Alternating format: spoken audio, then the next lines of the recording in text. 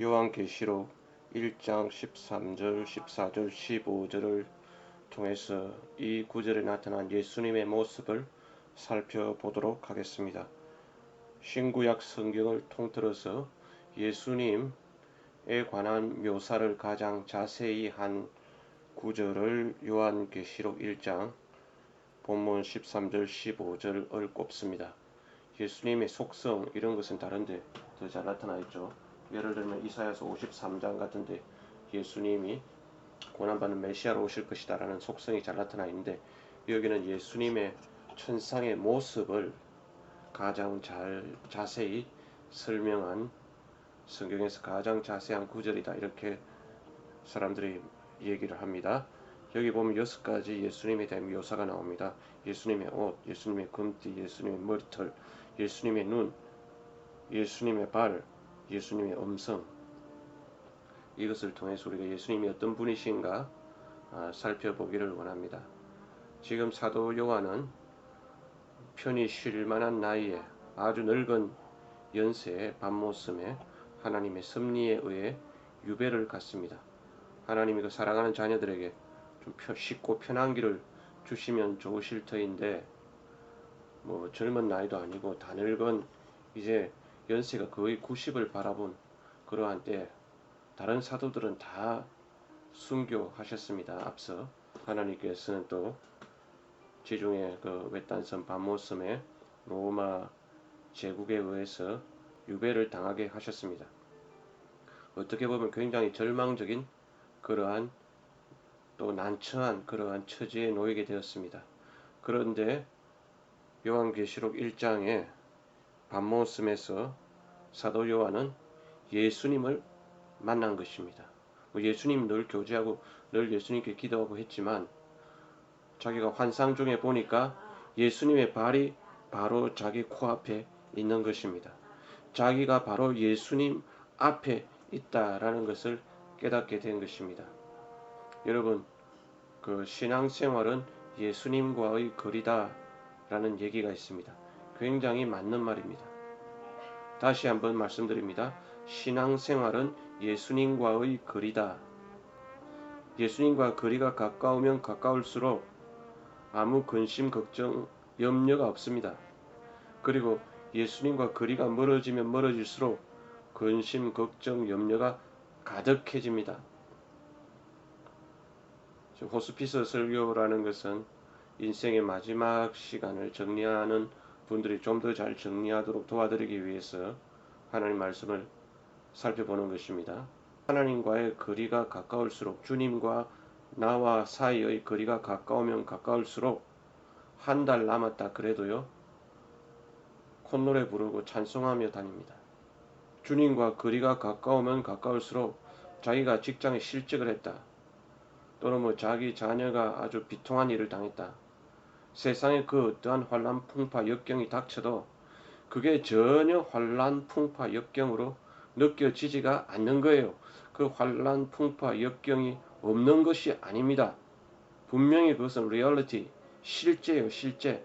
그렇지만은 예수님과 거리가 가까운, 아주 가까운 사도 요한처럼 본문에 그 자기 바로 코앞에 예수님이 발에 걸리는 옷을 입으시고 서 계시는 그러한 체험을 하는 사람, 꼭 그렇게 환상 가운데 예수님을 보지 못하더라도 자기가 기도 가운데 자기 마음에 성령 충만해서 예수님과 아주 가까워진 사람은 실직을 당했다, 정리해고를 당했다, 병원에서 무슨 판정을 받았다, 노후에 아무 재산이 없다, 아무 상관없습니다. 반대로 아무리 자기가 노후 준비를 철저히 하고 또 몸이 건강하고 또 노후에 쓸 돈도 넉넉하고 자녀들도 다 잘 크고 있다 하더라도 주님과 거리가 멀어진 사람은 인생의 불안, 염려, 공포, 실망, 원망, 이런 것이 끊이지 않는 것입니다.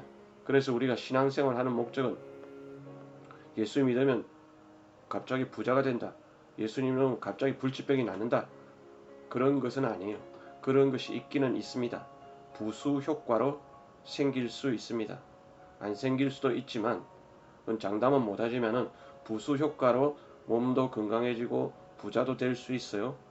그러나 예수님 믿는 기독교 신앙이 주는 건 뭐냐? 확신, 사랑, 믿음, 평안. 당장 다음 달에 사형 선고를 받는다 해도 자기 마음에 확신, 담대한 평안 이런 게 생기니까 거기에 따르는 부수 효과로 몸도 건강해질 수 있고 또 뭐 사업적으로 경제적으로 윤택해질 수도 있다는 것입니다. 그런데 그러한 것이 어디서 온다고요?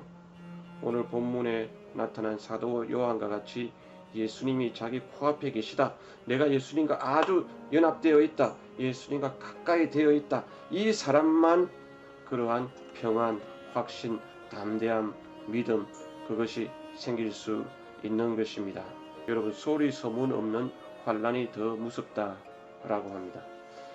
그러니까 1세기에서 약 3세기까지 300년간 기독교가 로마 제국에 의해서 무자비한 탄압과 핍박을 받았는데 어떻게 보면은 그런 시간보다 지금 21세기를 살고 있는 우리 현대인들이 더 큰 마귀로부터 환난과 유혹을 당하고 있다라는 말이 있는데 저는 사실이라고 생각합니다. 사람이 외적인 환난과 핍박을 당하거나 뭐 질병을 당하거나 궁핍을 당하거나 또는 중환자실에 누워 있으면요 자기 자신을 돌아보게 되고 회개하게 되고 주님과의 거리를 좁히려는 노력을 스스로 하게 됩니다. 그런데 연세가 80, 90이 되도록 몸이 건강하고 다 먹고 사는 게 편안하고 이러면 100명 중에 98명은 육신의 정욕, 안목의 정욕, 이생의 자랑을 쫓아서 살게 되어 있다고 합니다. 그러니까 늙음하게 자기 몸이 아프다든지 아니면 뭐 가정에 문제가 생겼다든지 그래서 뭐 저 가족에서 쫓겨나서 저 요양원에 가 있는 거 가족 요양원에 가 계신 분들이 다 쫓겨나신 분은 아닙니다. 그런데 그 중에 또 자식들이 다 돌보기 싫어서 내팽개쳐진 그런 분도 계실 거 아니에요. 어쨌거나 그런 분들이 다 하나님의 은총이라는 거예요. 그래야 자기 자신을 돌아보게 되고 하나님과의 거리를 좁히면서 그 인생의 마지막 때를 잘 살아서 천국에 갈 수 있는 것이지. 나는 요양원에도 가지 않아. 나는 몸도 건강해. 나는 먹고 살 돈도 충분해. 우리 집도 있고 우리 자식들도 다 잘 살고 아무 걱정 없어. 이렇게 하다가 갑자기 변을 당하게 되면은 아무런 준비 없이 하나님 앞에 섰을 적에 그 사람이 과연 축복된 인생이었느냐? 퀘스천입니다. 그런데 100명 중에 한 명 내지 2명 그런 사람이 있기는 있어요. 정말 신앙생활을 잘 해가지고 늙어서까지 건강하게 유족하게 하나님과 동행하면서 잘 살다가 편안하게 소천하시는 그런 분들도 있기는 있는데 많지는 않다고 봅니다. 그래서 천국에 가실 분들은 하나님께서 마지막에 회개의 기회를 주신다. 그래서 평안하게 신앙생활 경건하게 일생을 그렇게 하다가 참 평소에 다 회개를 했기 때문에 회개할 것이 없이 편안하니 소천하시는 그분이 제일 좋고 그러나 그런 분들은 확률적으로 따져볼 적에 굉장히 극소수라는 거죠. 그 다음 나머지 하나님께서 천국에 데리고 오실 분들은 고쳐서 데리고 가시는 겁니다. 고쳐서 데리고 갈 적에 하나님께서 환난을 주시고 몸이 병들게 하시고 집안에서 어려움을 당해서 저 멀리 쫓겨나게 하시고 그걸 우리는 은총으로 여길 수 있어야 한다는 것입니다. 그것 없이 건강하게 편안하게 살다가 어느 날 갑자기 하나님 앞에 섰을 적에 그것이 과연 복이겠느냐. 자기가 시험 준비를 잘한 사람은 시험 보는 게 뭐 두렵지 않겠지만 평소에 시험 준비를 안 하고 그냥 대부분 사람들 시험 준비 안 하고 산다 그러잖아요. 그게 뭐 남의 일같이 여겨지지 자기 일로 여겨지는 사람은 아무도 없다고 합니다. 그럼 뭐 시험 준비 안 하고 살 적에 항상 사람은 특별한 사람을 제외하고는 육신의 정욕과 안목의 정욕과 이생의 자랑을 쫓아 살다가 갑자기 시험을 딱 치게 되었을 적에 굉장히 곤란한 일을 당할 수 있으므로 우리가 어떤 형편에 처하든지 그것을 한탄하고 낙심하고 한숨 쉬지 마시고 그것을 주님이 나에게 주신 은총의 귀이구나 라고 이렇게 생각하고 받아들이시면 그것이 성경적인 관점이다 이렇게 생각합니다. 본론으로 들어가서요. 사도 요한이 예수님을 코앞에서 만나 뵙게 되니 그 예수님 모습은 첫 번째로 발에 끌리는 옷을 입고 계셨습니다. 1장 13절 그분은 발끝까지 내려오는 긴 옷을 입으셨다고 했습니다. 발에 끌리는 옷이란 제사장의 의복을 상징합니다. 즉 예수님은 대제사장이시라는 것입니다. 여러분 대제사장의 옷에는 에봇이 있고 그 앞에 흉패가 있는데 그 흉패에는 12보석이 있어요. 이스라엘의 12지파를 상징하는 것입니다. 즉 대제사장은 12지파를 가슴에 품고 지성소로 나아갔으며 하나님께 제사를 드렸으며 대제사장이신 예수님도 그 안에 예수님 안에 하나님의 백성들을 영적인 12지파를 품고 계십니다. 성경 구절에 그런 말씀이 많이 나오죠. 예수 안에. 우리는 예수 안에서 예정되었고 우린 예수 안에서 구원받았고 우린 예수 안에서 예수님과 함께 십자가에 못 박였고 우린 예수 안에서 예수님과 함께 부활한 사람들입니다. 그러니까 아까 서두에 예수님과의 거리가 중요하다 그랬는데 예수님 안에 쏙 들어가 있으면은 그거야 만점이죠. 그러니까 그 예수님의 그 제사장 대신 예수님이 모든 인류의 대제사장으로서 우리 모두를 예수님 안에 품으시고 하나님 앞에 나아갈 적에 우리는 사망의 음침한 골짜기를 다닐지라도 해를 두려워하지 않게 된다는 것입니다. 신앙생활이 뭐냐? 내가 예수님 안에 있다. 내가 예수님 품 안에 있다. 예수님이 나와 함께 계시다 라는 것을 날마다 확인하고 재확인하는 그러한 과정이 신앙생활인 것입니다.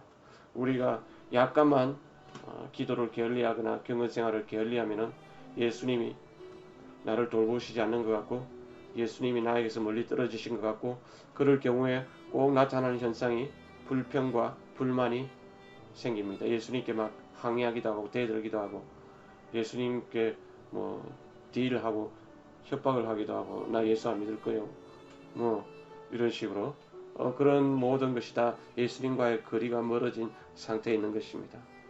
그러나 하나님께서 우리에게 환난과 고통을 주시고 또 노후에 몸이 병들게 하시고 노후에 괴롭게 하시는 것은 주님과 가까이 오라는 것입니다. 대제사장이신 예수님 품 안으로 들어오라는 것입니다.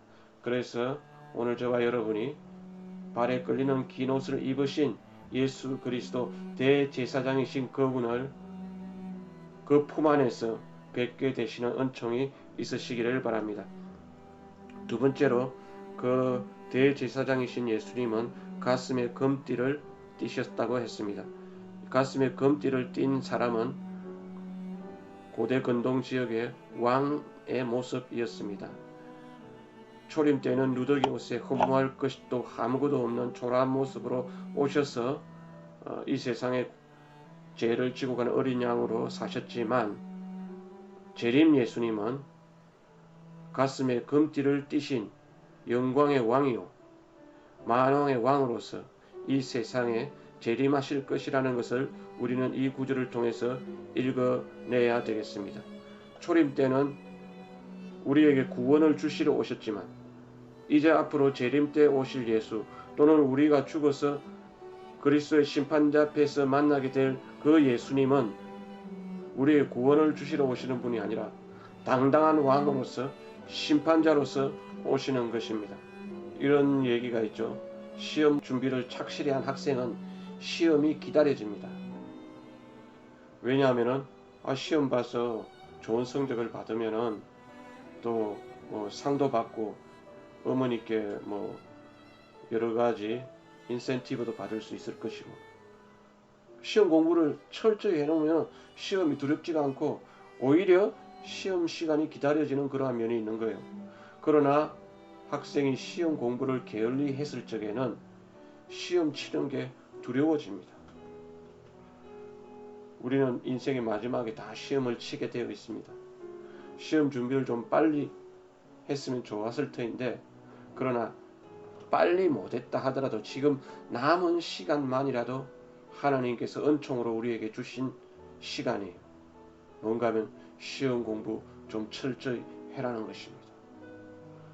왜냐하면 우리가 만날 그분은 누더기 옷을 입으신 말구에 태어나신 그 불쌍하고 처량한 아기 예수가 아니라 가슴에 금띠를 두르신 만왕의 왕으로서 심판주로서 우리가 그분을 배워야 하기 때문에 이러한 모습을 통해서 우리는 남은 시간만이라도 열심히 최선을 다해서 시험 준비를 할 수 있게 되시기를 바랍니다.